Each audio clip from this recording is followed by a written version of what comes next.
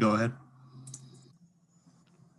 Hey, Jules, how much time have you guys spent going over inbounds plays since that last game? And if that play had gone according to design defensively, how would that have been the look that Stanford ended up getting on that play?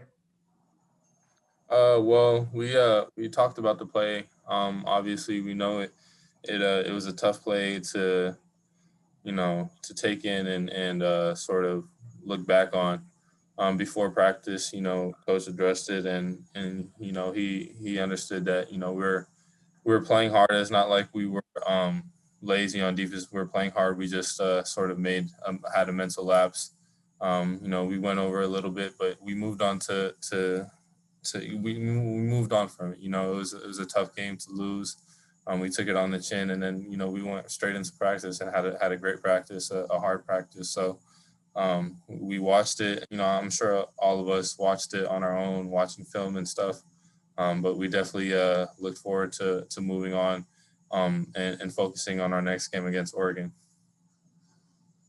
Do you feel like you guys made the kind of corrections you'll need if you face that situation again? Yeah, of course. Obviously we learned from it. We could have. There's a lot of things we could have done differently, but we're gonna next time we're in that position. I think we're definitely gonna do something differently and make the adjustments that we need to make, whether it's substitutions or just different formations or whether we're switching or not. I think we're gonna make those adjustments next time we're in a position like that. Rick, go ahead. Hi, Jules. After losing such a heartbreaker, tough game, buzzer, you probably go through the game in your head. If we would have done this, would have done that. How is the mindset of the team right now, and are you guys ready to bounce back? Yeah, I mean, we know it was an extremely hard game to lose, especially in that way at the buzzer. And I feel like that always like adds a little salt to the wound, especially when you lose at the buzzer like that.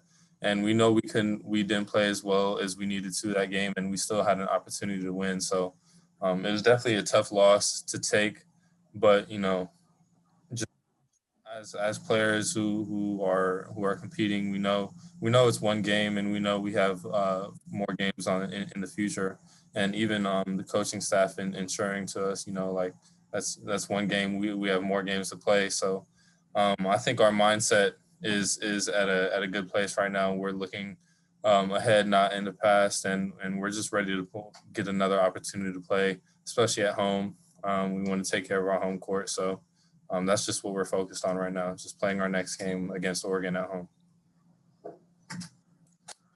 Sam. Hey, Jules. So the Cal game, it was Anticevic and Stanford was De Silva. You guys just this past weekend kind of the defense let these guys kind of go for like a one-man wrecking crew kind of thing. How do you adjust the defense so you don't let star players like that get hot and try to make other teams pass the ball around a little more? I think we have to key in on main players. Sometimes it's tough because Anticevic, he had shooters around him. Number 10 and number 00 on for Cal. So sometimes it's tough to sort of just focus the whole defense on them when you have shooters spread around. But it's something that we have to fix. De Silva, he had a great game. We just got to make the games as tough as we can on their good players. We know good players have the ability to have good games. And, even if you play the best defense you can, sometimes good players, they make great plays and make great shots. So I think our focus is just making, the best players, try to have the hardest games on, play the hardest defense against them and make their night tough. And if they make tough shots, then we can live with that. But just making the game hard for the better players, and then knowing our personnel, who's around them, how to play defense against those other players. So, yeah, that's just the main focus with players like that. Mike, go ahead. Hey, Jules, you guys have an unprecedented week ahead of you. Three games in 5 days, and obviously Oregon. You played twice. Have you guys had to adjust the practice schedule? Obviously, if you're playing Oregon, this scouting is based on a per game basis. But are you taking it easy because you have 3 games in 5 days? No, we've been practicing, pretty normal hours. The last few practices, we've been going about like an hour and a half. So just to not really wear out the legs as much, but we're still going hard the way we normally do in practice, and competing and stuff like that. But yeah, it's not. I mean, it's not a whole lot of difference, between the practices before and now. It's just few minutes, 30 minutes or so less, but the intensity is still there, and we're still practicing hard. Back to Sam. So you guys have pretty much played every game in Pac-12 really close outside that Washington State game. Do you think that gives you guys a leg up on the competition, having so much experience in these close games when you're going into Oregon games, USC games, and tournament games down the road? Yeah, I think so. I think games like those build character. Especially in season, in our conference play, we know not every game is going to be easy. There are a lot of great teams in this conference, so I think having that experience of having close games, we know how to. I think it's built a resume where we know how to close out tough games. But obviously, it'd be nice to win easy games and win by a lot. But I feel like having these close games definitely build resilience and build character within our team. All right, any final questions for Jules? Okay, we'll let him go. Thanks for your time, Jules. Thank you. We'll have Jaime Jaquez coming up next.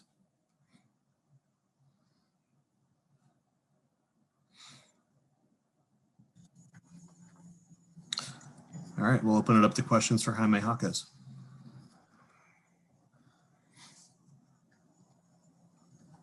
Mike, go ahead. Hey, Jaime, a couple tough games, offensively and defensively, specifically for you. You're still putting in the production, but coach has talked about rebounding. Has he given you any other advice, any other things that you have to work on, especially heading into this interesting 3-game stretch? Yeah. Well, just getting prepared for Oregon this week. We know that they're a big run and rebound team, trying to get on the offensive boards. And so for us, we got to box out all 5 guys, gang rebound, and try to get the ball. And as far as rebounding, just boxing out and hitting the guy is something that we've been putting emphasis on, holding the rebounds, and just gang rebounding as a team is something that coach has been putting emphasis on. Ben?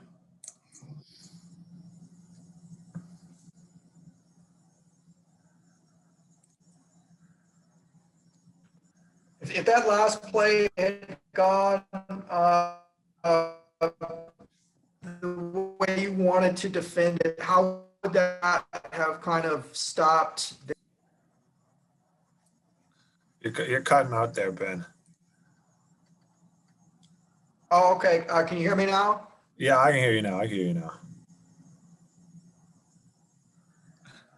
Yeah, I was just saying, going back to that last inbounds play, defensively, how prevented the look that they got? I mean, we could have done a lot of things differently as far as just a switch. I mean, we just got confusion on the switch and trying to, we were focusing, thinking that they were going to throw a lob with 0.8 seconds, talking to the guys. But, at the end of the day, when it comes to a close game like that, no, not one play defines the whole entire game. There could have been a lot of things that we could have done differently, shots we could have made here, defensive stops that we could have made. So overall, we don't try to dwell too much on that final play. And we got to move on because we got 2 big games or 3 big games ahead of us. So we got to get prepared and focused for those. Talk about preparing for Oregon. It's kind of similar. They may or may not be missing some key guys here. How does that change prep and kind of preparing to face a team not knowing who's going to be on the court? It doesn't change anything. We prepare for all the guys to be there. They have a full roster. So all their starters and, bench guys are going to be there playing. So we prepare like we're going to play the Oregon with the starting five. And even if they're not there, we're still preparing the same way. And just getting ready for the press because we know they're a big steel team. They like to get up in guys and press. So getting prepared for that is something that we've been working on throughout practice. Let's go to Sam. Hey, Jaime. So Oregon's top 4 scorers all average pretty much 5 or more rebounds and also take 3, 4, 5 threes a game. How do you kind of prepare for that when you know there's going to be a lot of like physicality down low, but also they're going to be driving, kicking, passing around the perimeter a lot? What do you do to prepare for that? And have you seen any opponents this year that you think can kind of get you in that mindset? I think Washington is someone that you kind of compare them to as far as just the way they play and spread the floor and try to attack and kick and get guys open. So we know they like to spread the floor, and they're pretty big guys. So we know that they're going to go in and rebound.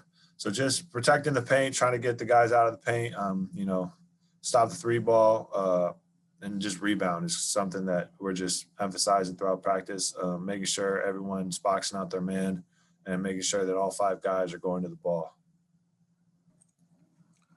Mike. Jaime,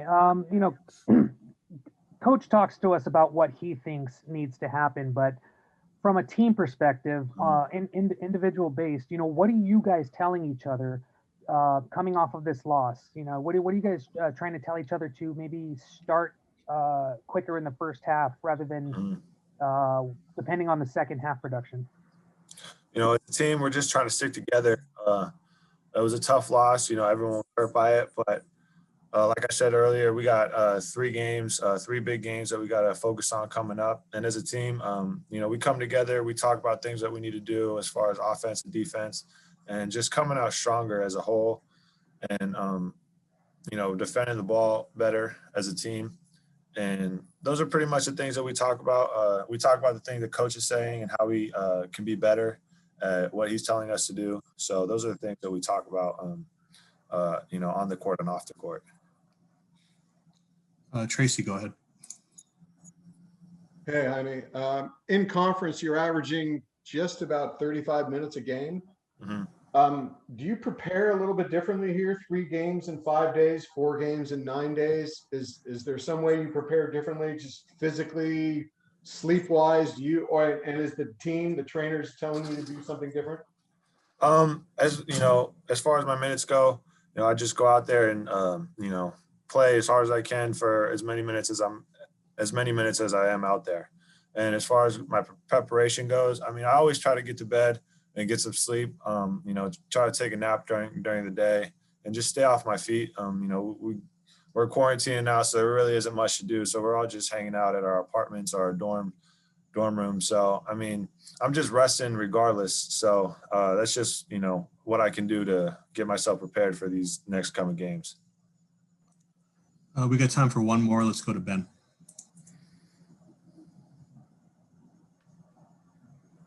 Johnny, obviously, Ben, we can't hear you. You're cutting out again. What does that bring? Oh, sorry. Can you hear me now? I can hear you now. Can you Yeah. hear me? Yeah. How about Johnny Juzang, big game the other day. What is that added? Ben, you're still cutting out a little Cutting bit. out. Do you think that's something we can see with more regularity? I couldn't hear anything. You kept cutting out again. Yeah. Try one more time. Johnny Juzang, big game the other day. Sounds like you had a question about Johnny Juzang, Jaime. Johnny Juzang. Okay. Oh yeah. Okay. So yeah, Johnny had a great game. He's part of the reason why we were. Johnny Juzang had a big. Yeah. No, he had a big game. He was a big part of the reason why we were still why the game was so close. He had a lot of big shots and was keeping us in there. And, he's been great for us so far throughout this year. And, we're very excited he's here and happy that he's with us and, UCLA. And hopefully you can have, big games like that again. All right, we'll wrap it up there. Thanks for your time, Jaime. Thank you guys.